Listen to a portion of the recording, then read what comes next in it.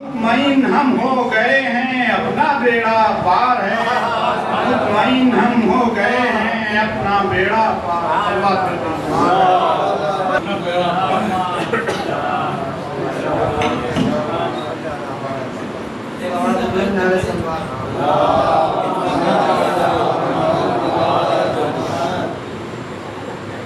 बाप की उल्फत में जीने का इरादा छोड़कर, कम सिनी में क्यों जाते हो झूला छोड़कर। नुसरते सब्र जब दुनिया पे वाजिब हो गया, आ गए रन में अली असगर भी खैमा छोड़कर, आ गए रन में अली असगर भी खैमा छोड़कर। ये सुनिएगा कि वो उगलती हुई खंजरों को पसीना आ गया, सब सितमगर को पसीना आ गया। एक प्यासे ने फकत मश्क भरी थी अपनी, सैकड़ों बार समुंदर को पसीना आ गया, सैकड़ों बार समुंदर को पसीना आ गया। एक सवाल पढ़ूं। हर शख्स अली अली और मौला मौला बोलेगा, इश्क अली में पाक लहू का कतरा कतरा बोलेगा। होती है ईमान की दुश्मन मुझसे अली में बीमारी, जिसको ये बीमारी होगी उल्टा सीधा बोलेगा।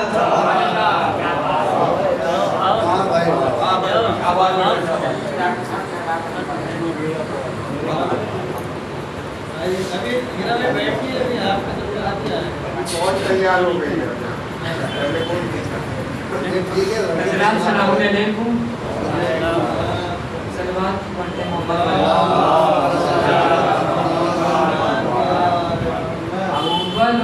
मोहम्मद औसुखना मोहम्मद, आखिरुना मोहम्मद, कुल्लुना मोहम्मद।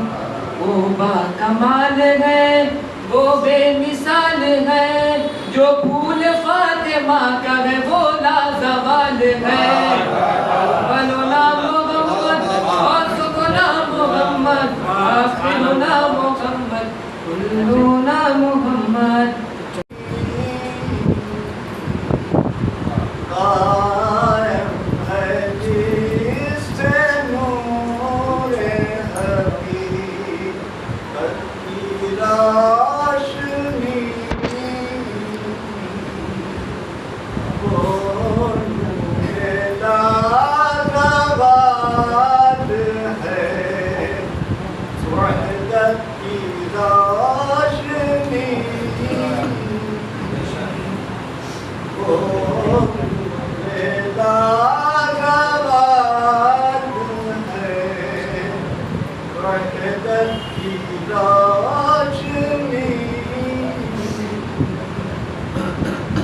जलवा पे गंजो आलम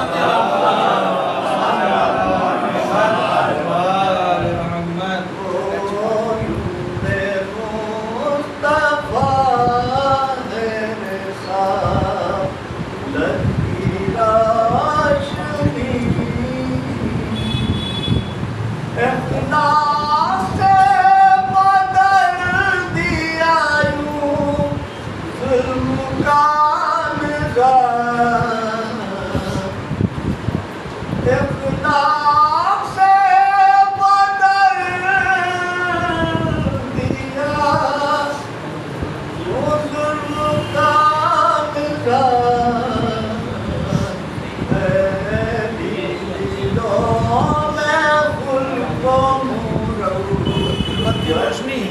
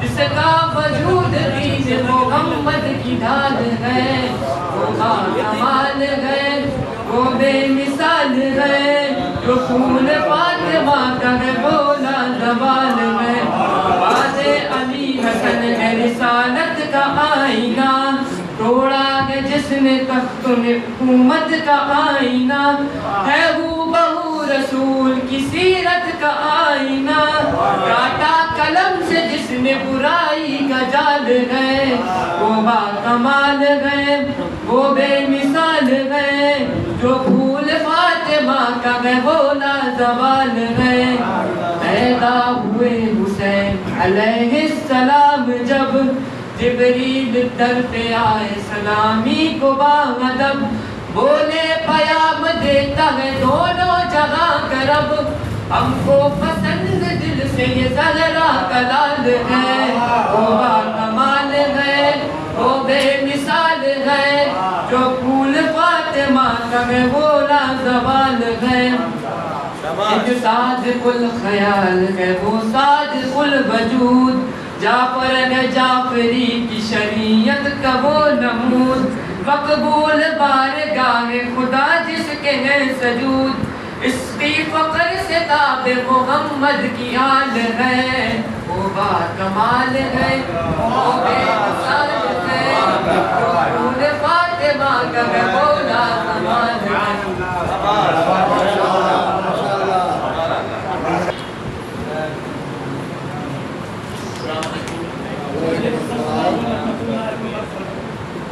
کہ اپنا خنجر نہ کسی وار سے ڈر لگتا ہے، کہ اپنا خنجر نہ کسی وار سے ڈر لگتا ہے، ایک شبیر سے خدا کو ڈر لگتا ہے، اسی لیے قید میں مختار کو رکھتا ہے زیاد، ساری دنیا کو عزادار سے ڈر لگتا ہے، ساری دنیا کو عزادار سے ڈر لگتا ہے۔ سلام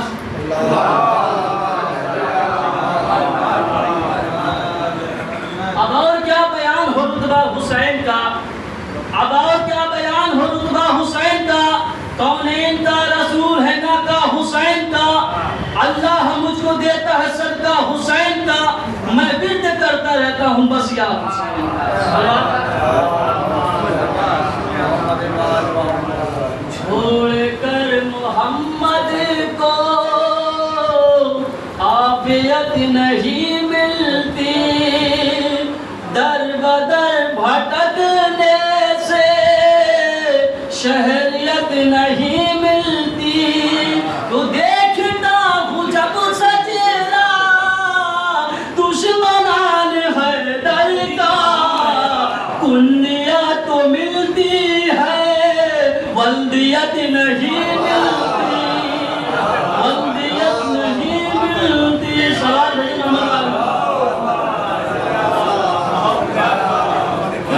یقینی آنکھوں سے ہی دیکھ لینا، مکیو تم ذرا چلتے چلتے، یقینی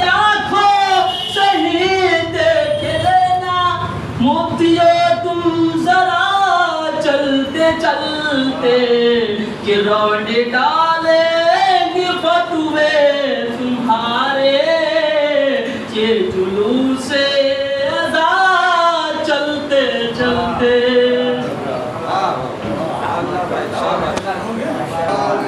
بھائی امام صاحب میں لے آپ تو شاعر ہیں, آئیے آئیے. نہیں میں شاعر نہیں آپ شاعر ہیں, آپ شاعر ہیں. Most welcome. میں شاعر نہیں ہوں. نہیں میں بھی شاعر ہوں. میں ضرورت پڑتا ہوں آپ ضرورت نہیں رہی میرا خیال. ارے نہیں ہم بہت اچھے ایک زمانے پڑتا کہ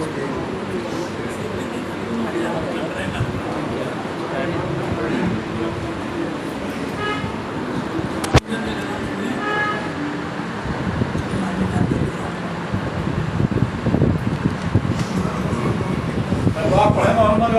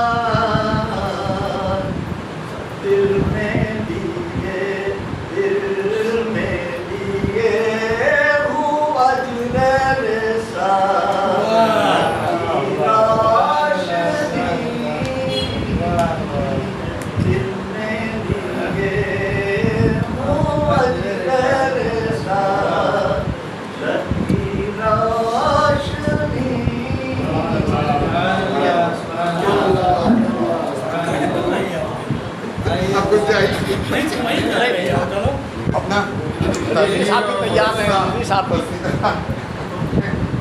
نعرہ تکبیر، اللہ اکبر، نعرہ رسالت، نعرہ رسالت، نعرہ حیدری، آواز بلند نعرہ صلوات.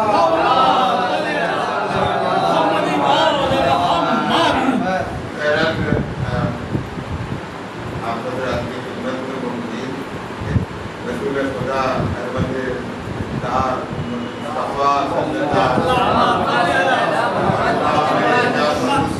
طاہر علیہ السلام عادت کے موقع پہ محفل سجائی گئی ہے، جنگیت اور تحقیق پیش کرتا ہوں۔ تحمل بھی ہے کسی بات کے لیے، اور بہت طویل اگر مجھے میں کوشش کروں گا کہ ایک بار پڑھوں، پٹیشن نہ کروں، وقت پہ سچ مچ ہے حاضر ہے۔ والعصر عشق ختم رسول میں ہے فائدہ، والعصر عشق ختم رسول میں ہے فائدہ، والذکر اس کی نعت کا ہے پہلا مرتبہ، والدین ہے زبان مودت کا ذائقہ، زیتون شاخ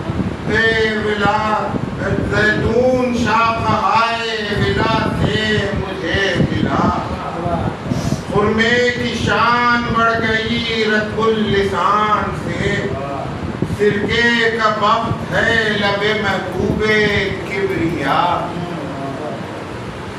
گندم ہے نیم بازیے چشمے دل حبیب، چوکی ہر ایک فصل تبسم رسول کا، پانی عرب سواد میں نعمت عظیم، پھیلی ہوئی ہے آل ابراہیم کی ردا، پتھریلے راستوں کا وظیفہ گلے عدن، چاہے نجات وادیے بے آب کی دعا، جلتے ہوئے دماغ میں خون کی سلسبیل، تپتے ہوئے پہاڑ میں وہ سایہ عطا، قائم ہوئے درخت شگفتہ ہے بزم بر، اور آد دل کشا میں کھلا منہ انار تھا، اللیل اس کے گیس ہوئے شبوں کا ایک اجر، والفجر اس کی آنکھ کے کھلنے کی ایک جزا، والشمس اس جبین جلالت کی ایک کرن، ہر ایک عرق کی بوند رسولوں کا آئینہ، بارش کے قطرے پڑنے لگے ہیں کلام موج، عرض نظر سے سطح سمندر کا دیکھنا، فارس کی آگ سرد ہے ساوا کا آگ خشک، فارس کی آگ سرد ہے ساوا کا آگ خشک، ہے شاہ زنجبیل کا سورج پہ نقش پاک، تنویر لا الہ ہے فخر کلیم سے، یعنی چھپے خزانے کا صندوق کھل چکا، یعنی چھپے خزانے کا صندوق کھل چکا، کوہ ابو قبیس پہ مصداق والقمر، بحر تجلیات میں ڈوبی ہوئی فضا، مشرق کا ایک شہر ہے آغوش مہر حق، ام القریٰ کی گود میں فرزند آمنہ، اے روز فیل آمد ناقہ سوار ہے، ہموار کر چکے ہیں ابابیل راستہ، محمد آل محمد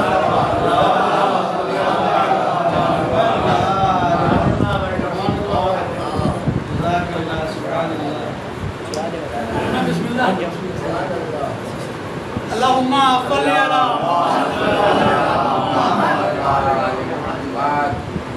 اس سے بہتر نعرہ صلوات،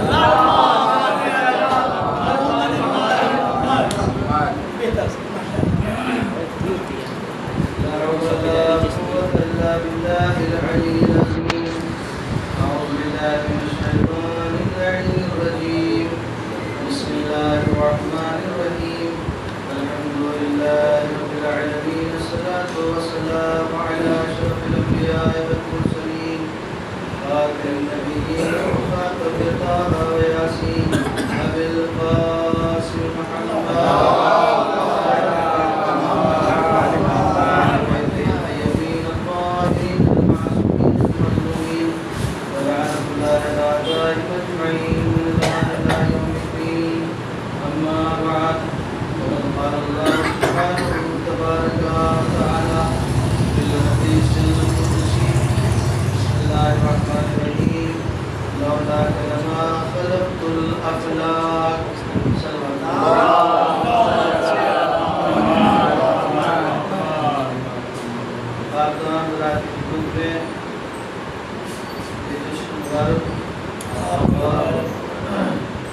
دو معصومین جو شب ولادت ہے مبارک کو آپ رات کو انتہائی پرمسرت شب ہے، اور کیوں نہ ہو کیونکہ اللہ نے اپنے حبیب کو اس کائنات میں بھیجا ہے۔ حدیث قدسی کے الفاظ ہیں کہ لولا کا لما خلقت الافلاک، کہ ہمارے رسول اگر ہم آپ کو پیدا نہ کرتے تو کائنات میں کسی چیز کو پیدا نہ کرتے۔ تو ظاہر ہے کہ اب اللہ اپنے رسول سے کہہ رہا ہے، اپنے رسول کو خطاب کر رہا ہے کہ اگر ہم نے آپ کو پیدا نہ کیا ہوتا تو کسی چیز کو ہم پیدا نہ کرتے۔ تو جس کو کائنات کا رسول بنا کر بھیج رہا ہے تو کیا اس کو یہ بھی معلوم نہیں ہے کہ مجھے کیوں بھیجا گیا ہے؟ اس لیے کہ اللہ کو بتانے کی ضرورت پڑ رہی ہے، تو کیا اللہ اس لیے بتا رہا ہے کہ رسول کو معلوم نہیں ہے کہ ہم نے اس کائنات کو کیوں پیدا کیا ہے اور آپ کو کیوں پیدا کیا ہے؟ تو ظاہر ہے کہ جو جس کو بھیجتا ہے کہیں بھی اپنا نمائندہ بنا کر تو اس کو پوری تفصیل بتاتا ہے کہ ہمیں تمہیں کیوں بھیج رہے ہیں، مقصد کیا ہے بھیجنے کا، پوری تفصیلات بتاتا ہے۔ اب اللہ کا یہ کہنا ہے کہ ہمارے رسول اگر ہم آپ کو پیدا نہ کرتے تو اس کائنات کو پیدا نہ کرتے، تو اس کا یہ مطلب تو نہیں ہے کہ پیغمبر کو معلوم نہیں تھا اور اللہ کو بتانے کی ضرورت پڑی، اے رسول جس کائنات میں تم جا رہے ہو وہ کائنات تمہارے صدقے میں بنائی گئی ہے۔ ایسا تو نہیں ہے کہ رسول کو معلوم نہیں تھا تو اسی لیے اللہ کو بتانا پڑا کہ چاند، سورج، ستارے جو بھی کچھ ہے وہ سب ہم نے تمہارے صدقے میں پیدا کیا ہے۔ نہیں عزیزان گرامی، بلکہ اللہ نے رسول کو عالم کائنات بنا کر بھیجا، اور اس لیے کہ علمہ کا معلوم تکن تعلم، جو آپ نہیں جانتے تھے سب کچھ ہم نے آپ کو بتا دیا ہے۔ تو ظاہر ہے کہ پیغمبر کو یہ بھی معلوم ہے کہ مجھے کیوں بھیجا جا رہا ہے، اور پیغمبر کو یہ بھی معلوم ہے کہ کائنات کو کس کے صدقے میں پیدا کیا گیا ہے۔ تو مسئلہ یہ نہیں تھا کہ اللہ پیغمبر کو بتانا چاہ رہا تھا، اصل پیغمبر کے توسط سے دنیا کو بتانا چاہ رہا تھا کہ ہم نے پیغمبر کو کیوں پیدا کیا ہے۔ ایک صلوات پڑھیے محمد۔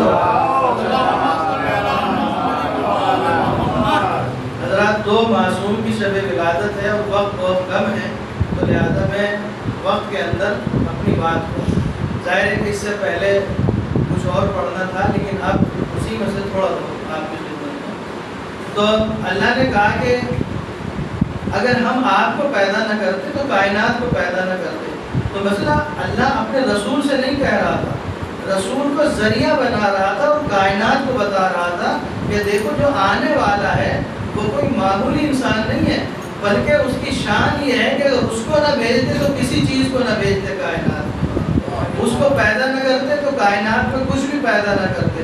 تو لہذا اللہ نے یہ بتا کے کہہ کے پوری کائنات پر واضح کر دیا کہ جب تمہیں یہ لگے کہ آسمان بہت بلند ہے لہذا اس کی تعظیم ہونا چاہیے، جب تمہیں یہ لگے کہ زمین بہت وسیع ہے لہذا اس کی پرستش ہونا چاہیے، جب تمہیں لگے کہ چاند بہت خوبصورت ہے اس کی تعظیم کرنا چاہیے، اس کے سامنے سر جھکانا چاہیے، جب تمہیں لگے کہ سورج کے سامنے ہمیں عبادت کرنا چاہیے، تو ہم تمہیں اس لیے بتا رہے ہیں کہ جب تم ان سب کے سامنے سر جھکاؤ تو تمہیں یہ پتا رہے کہ قابل تعظیم یہ نہیں ہے، قابل تعظیم وہ ہے کہ جس کے صدقے میں سورج کو پیدا کیا ہے، قابل تعظیم وہ ہے جس کے صدقے میں زمین کو پیدا کیا ہے، قابل تعظیم وہ ہے جس کے صدقے میں کائنات کو پیدا کیا ہے۔ لہذا اگر تمہیں تعظیم کرنا ہے تو کائنات کی تعظیم نہ کرو، اس کی تعظیم کرو جس کے صدقے میں کائنات کو پیدا کیا ہے۔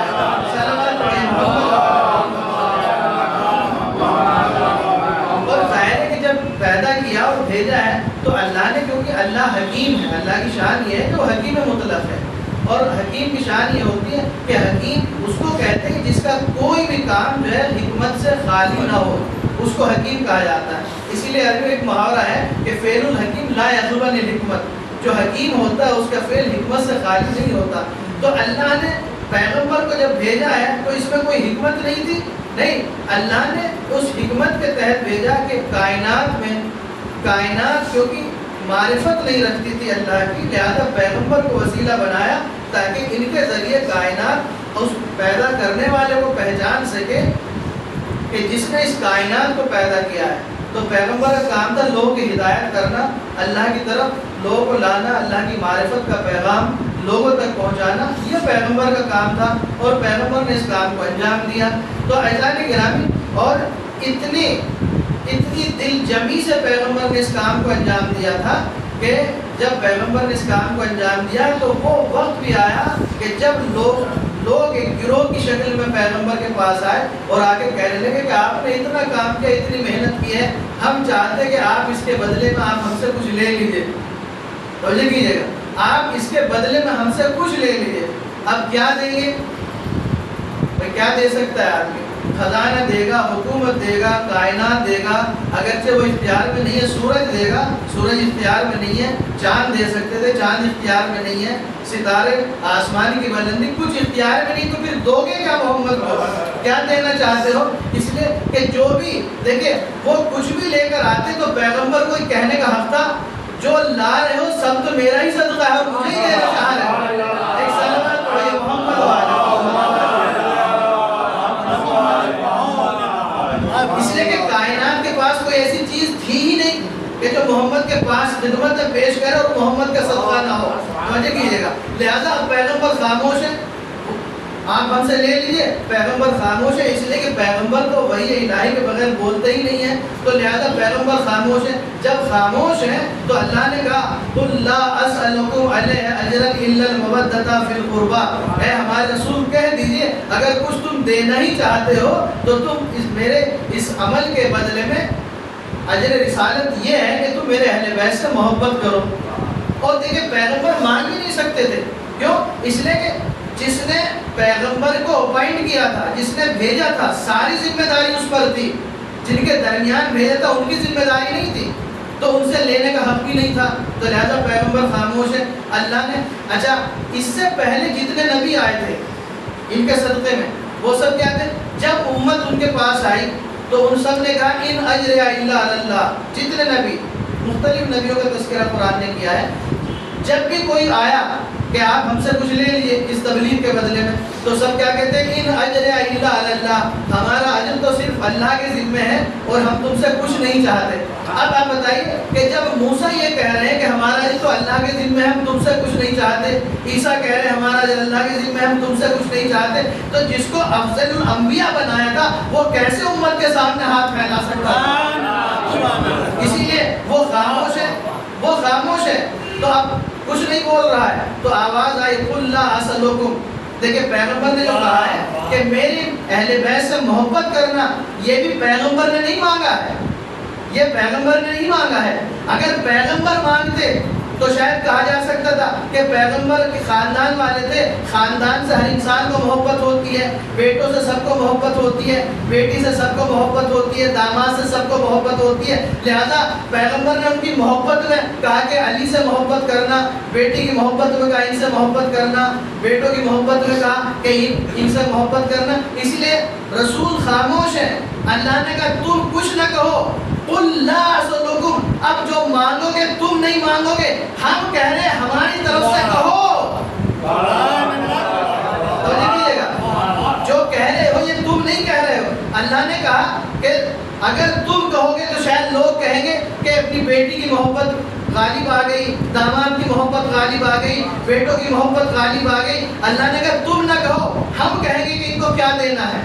ان کو کیا دینا ہے؟ مکان دکان کچھ نہیں، اس لیے کہ ان کے پاس کچھ ہے ہی نہیں جو دے سکیں. سب تو تمہارے صدقے میں ان کو دیا گیا ہے، اور صدقہ ہم نے تم پہ حرام کر دیا ہے. ایک صلوات پڑھیے محمد والا. لہذا ایک ہی چیز بچتی ہے. اب ان سے کہو، ہماری طرف سے کہو، تم نہیں مانگ رہے ہو، ہم کہہ رہے ہیں قل، اے رسول ہماری طرف سے کہو. اس کا مطلب یہ ہے کہ اہل بیت کی محبت کا مقابلہ پیغمبر نے نہیں کیا، اللہ نے کیا ہے. ایک صلوات پڑھیے محمد والا. اب عزیزان گرامی، اب دو چیزیں ہیں، ایک قرآن اور ایک اہل بیت. اب قرآن بھی اللہ کی طرف سے آیا اور اہل بیت بھی اللہ کی طرف سے، ان کی محبت بھی اللہ کی طرف سے ہے. تو یہ دونوں چیزیں پہلے اللہ کی طرف سے ہے، بعد میں رسول کی طرف سے ہے. اس لیے کہ رسول جب جانے لگے تو پیغمبر نے اعلان کیا تھا کہ تمہارے درمیان دو چیزیں چھوڑ کر جا رہا ہوں. بھائی اگر پیغمبر چھوڑ کر گئے ہوتے تو تب بھی سوچا جا سکتا تھا. یہ تو اللہ پہلے ہی کہہ چکا ہے کہ قرآن اور ان سے کہو کہ اہل بیت کی محبت. تو جو چیز اللہ کی طرف سے تھی، قرآن بھی اللہ کی طرف سے، اہل بیت کی محبت کا حکم بھی اللہ کی طرف سے ہے. تو پیغمبر اپنی طرف سے کچھ چھوڑ کر نہیں گئے، جو چھوڑ کر گئے ہیں وہ اللہ کی طرف سے چھوڑ کر گئے ہیں، اللہ کی طرف سے. لہذا اب کسی کو یہ حق نہیں ہے یہ کہنے کا کہ قرآن حکیم تو پیغمبر کی طرف سے ہے اور لہذا وہ اللہ کی طرف سے ہے، اور فطرت جو ہے یہ پیغمبر کی طرف سے ہے، لہذا ایک کو لیا جا سکتا ہے. نہیں، یہ دونوں چیزیں اللہ کی طرف سے ہے. اور عزیزان گرامی، کمال یہ ہے کہ اللہ نے جس تاریخ میں اپنے پیغمبر کو رکھا، اسی تاریخ میں ایک امام کو بھی ساتھ میں رکھا. اسی تاریخ میں ایک امام کو بھی ساتھ میں رکھا، اور دونوں کمال یہ رکھا، اس کو بھی صادق بنایا، اس کو بھی صادق بنایا، تاکہ جو وہ کہے وہ بھی معتبر، جو یہ کہے وہ بھی معتبر. ایک والے دیکھیں، جب پیغمبر گئے تو ایک امام ساتھ میں، ان کی شہادت ہے، ابھی تاریخ گزری ہے. اور جب پیغمبر آئے ہیں تو ایک امام کو پھر اللہ نے ساتھ میں رکھا. دنیا والوں کو بتایا دیکھو پیغمبر چاہے جائیں اور چاہے پیغمبر آئیں، یاد رکھو رسالت کو کبھی امامت سے جدا نہیں کیا جا سکتا. صلوات پڑھیے محمد.